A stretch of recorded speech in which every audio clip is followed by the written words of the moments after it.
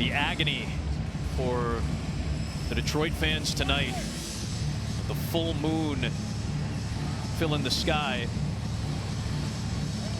Meanwhile, the ecstasy for this Seattle fan after he got the 61st home run of the year between the regular season and playoffs, hit by Cal Raleigh on a bounce.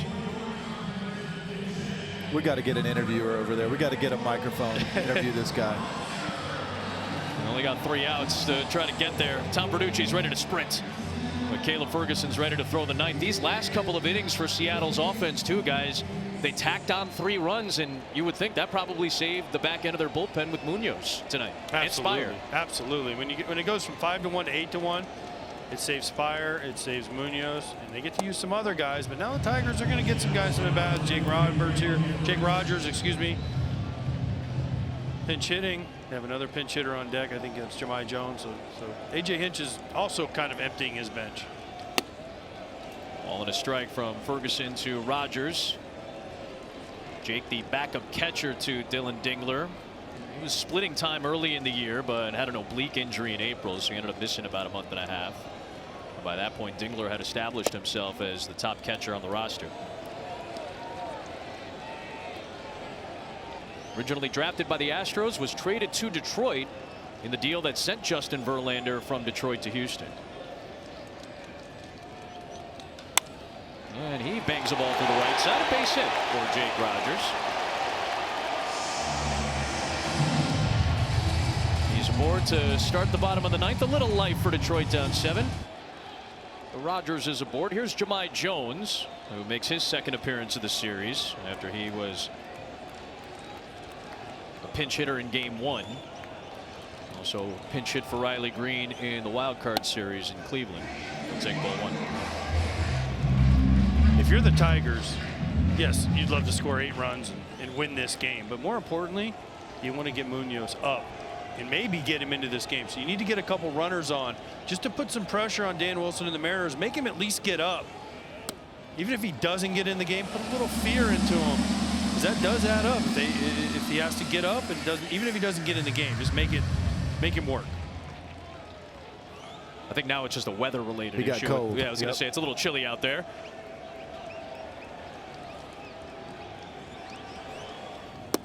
Jones will take ball. It's 3-0, and again, Seattle's in control of this game, but every pitch in the postseason still matters because they compound over the course of a best-of-5 or a best-of-7 series. And Jemai Jones backs up Jake Rogers off the bench. A couple of base runners against Ferguson.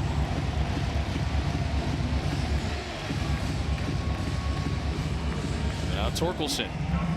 And now you get Munoz up in the bullpen if you're Seattle, at least to have to get up and stir a little bit. He calls down. He says, play a little light catch. Get too hot. Play a little light catch. Get your body moving a little bit. Certainly don't get after it just yet, though. How long does that usually go? So you got a 7-run lead, 2 on, nobody out. Kind of what area, if you're a pitcher, are you like, all right, maybe I should start getting ready, like really getting ready now? I think once this, if a couple of these runs push across, then you got to start getting ready. Okay. That on deck batter becomes a save situation. Okay. You know, regular season, that's when they're in the game, but that's probably going to happen before that in this situation. All right, here's Torkelson.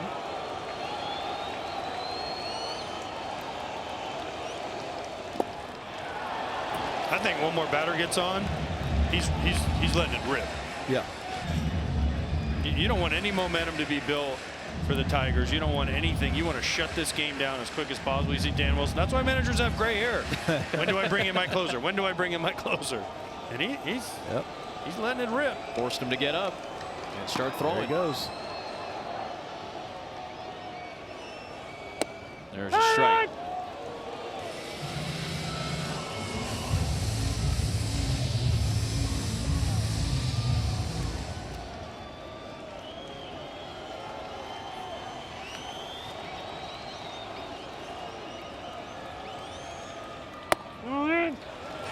A little life now from this remaining Detroit crowd. The Mariners bullpen had retired 10 consecutive Well, Gilbert and the bullpen had combined to retire 10 consecutive Tigers until the hit by Rogers off the bench to start this inning. And now Torkelson is ahead 3 balls and a strike.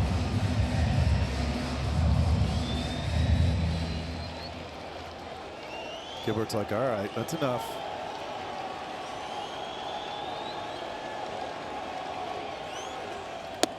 Strike 2.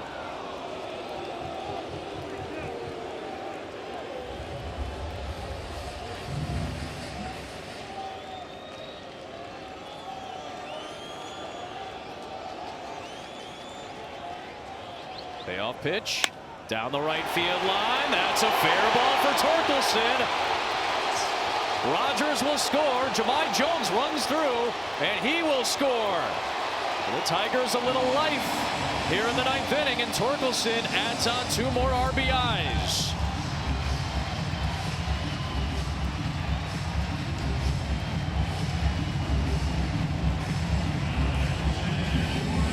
He's driven in 6 in the postseason now. As Torkelson, it's an 8-3 ball game, and Munoz might be a little closer to coming in. It's another hitter just taking it where it's pitched. Up, out over the zone. And those balls that are up, out like that gives the hitter a chance to drive it. If it's down and out, it's really tough to do that. Pinch hitter is Andy Ibanez, one of the best pinch hitters in baseball. Had 12 pinch hits this season to lead the club and to lead the major leagues. This is it for Ferguson. There's no way he gets past Ibanez, especially if he gets on, obviously. Man, you love the confidence that Dan Wilson has in Ferguson, but you just don't want to give the Tigers any momentum at all. Just step on them.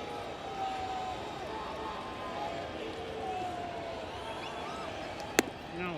Ibanez takes outside. For Detroit, good to see a couple of guys cross the plate if you're that team over there. Even if it's too little too late, get a little momentum like you said. 3-1 on Ibanez. And the walks aren't helping. Yes, you give up a couple of hits, but you can't walk the hitters and you can't fall behind. That's what drives managers crazy. Forget the hits. You give up hits, the walks.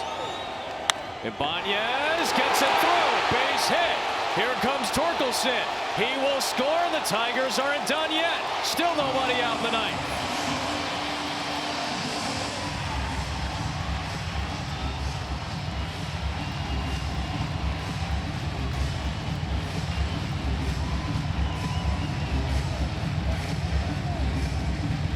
Will Vest, his biggest fan, Vest guy out at Comerica. He's into it. And these remaining Tigers fans are into it as well, as Senor Smoke Andres Munoz is going to have to come into this game. A little life at Comerica. It's 8-4. A rough go for Caleb Ferguson out of the Seattle pen. Came in with a comfortable 7-run lead, but has not recorded an out. 3 have scored. Let's take a look at StatCast 3D, powered by Google Cloud. Seattle got the big advantage with some help from 3 big flies. This is what they do. They are really good at hitting homers. We've mentioned their numbers when they hit 2+ homers, but when they hit 3, they're even better. 28 and 6, and those were 3 absolute blasts. So now Andres Munoz, who was not expecting to pitch, I imagine, about an inning ago, is trying to come in to finish it off. He still has to record 3 outs. He pours in a slider strike to Dylan Dingler. Munoz 25 pitches in game 1. When he pitched the 9th in a game that went to extras, 14 pitches to get the save in game 2 with a 1-run lead. No. And this is all you can ask for if you're the Tigers. You made them get their guy up and get him in the game. You might, again, the chances of coming back and winning this game when you're down 7 in the 9th aren't high, but this is, you got to shoot for moral victories at this point. No. That add up to hopefully win and get him, win tomorrow, get to 5, and you get to see Munoz maybe 2 more times.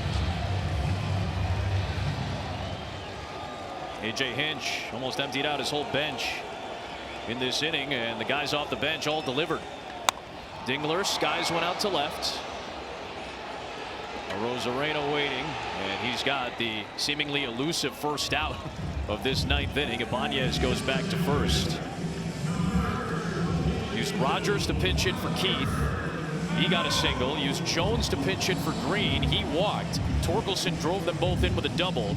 Used Ibanez, a great pinch hitter, to come in for McKinstry. He drove in a run. Dingler flies out. Now here's Parker Meadows.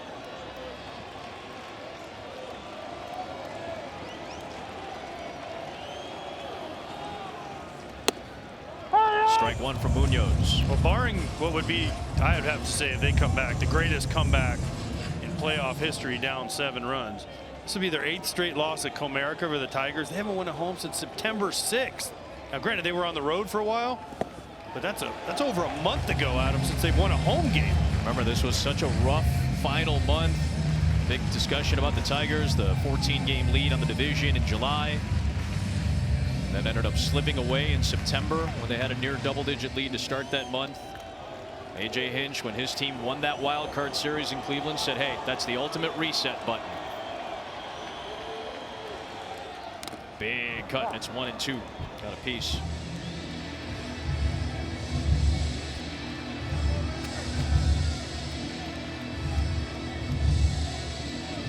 Now Raleigh shaking out that right hand.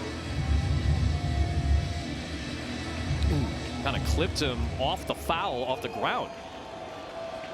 You see Cal's hand may have been in the path of that bounce.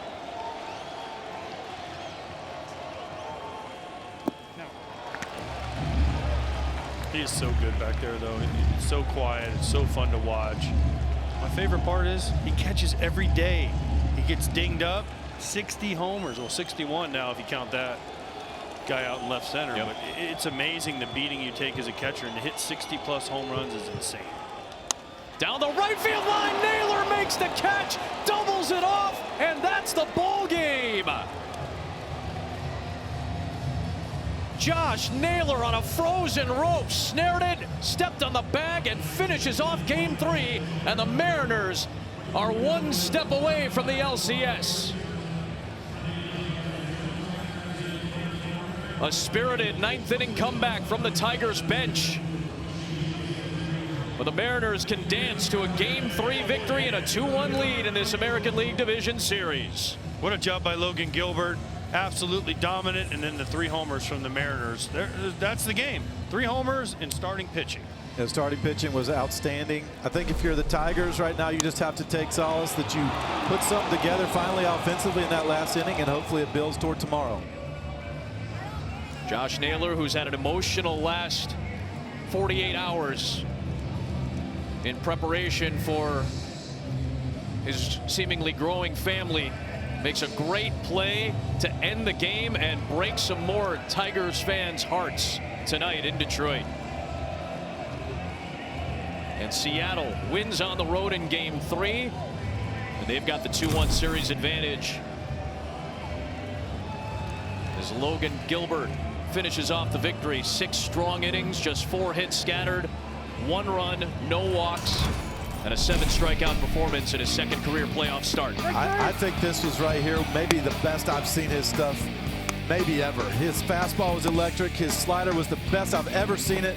And of course his split that he didn't have to overuse. And Logan Gilbert is with our Tom Bernucci. Logan, what a gem. 6 innings, no walks, 7 strikeouts. What was your game plan coming in, and how happy are you with how you executed it? I mean, first off, I got to say glory to God. He's blessed me and this team so much. From a game plan standpoint, I was trying to be aggressive. I didn't get a ton of first pitch strikes, but after that, the slider felt really good, and I was in the zone quite a bit. Just try to make them put it in play, and good things happen. This pitching staff, you've seen it all year. In 3 games in this series, the starters allowing only 3 runs, 18 strikeouts. What makes this staff so special? I think we have a lot of different looks on the team. First off, Curb setting the tone and Castillo doing what he does, and I'm just trying to follow suit with those guys. Our bullpen's been nails all year, so you give the ball to them, feels like there's a good chance to win. And finally, Logan, tomorrow the team will come to the ballpark 1 win away from playing for the American League pennant. Tell me how you think this team will handle that opportunity straight ahead. It's pretty cool. It's awesome to hear that and to be in that position, but we're a long ways away. 9 innings is a long way, so love the momentum we have right now, but we got to find a way to take it. Hopefully win it in 4. It'd be awesome to win in Seattle, but I don't want to take any chances, so I hope we come out tomorrow and win it. Great game. Congratulations. All right, thank you. Appreciate it. Cal Raleigh, some fun facts for you, because that was home run number 1 for you this postseason. You become only the 4th player to hit 60 homers in the regular season and homer in the same postseason, joining Aaron Judge, Roger Maris, and Babe Ruth. And oh, by the way, don't know if you saw it, that home run was caught by a Mariners fan wearing number 61. Oh, really? What's most impressive for you? That's crazy. I mean, what are the odds of that? So, happy we were able to get a win tonight. It was a big one for sure. How good was Logan Gilbert tonight, especially setting the tone early? Yeah, he was awesome. He came out, gave a few hits early, but he never wavered. He's still attacking the hitters. He was able to get a good mix there going. I think only 1 walk really. So, like I said, he was attacking hitters all night, and give him credit. He made pitches when he had to. Cal, tomorrow you and your club will come to the ballpark 1 win away from a chance to play for the American League pennant. Tell me how you believe this team will handle that opportunity in Game 4. Yeah, I think we enjoyed tonight, great, but, show up to the ballpark ready to go tomorrow, kind of job not finished kind of mentality, I know these guys are hungry still, so we still got a lot of work to do, and we know we're getting a tough pitcher tomorrow, so, come focused and ready to go tomorrow for sure. Thanks so much, Cal. We'll see you in Game 4.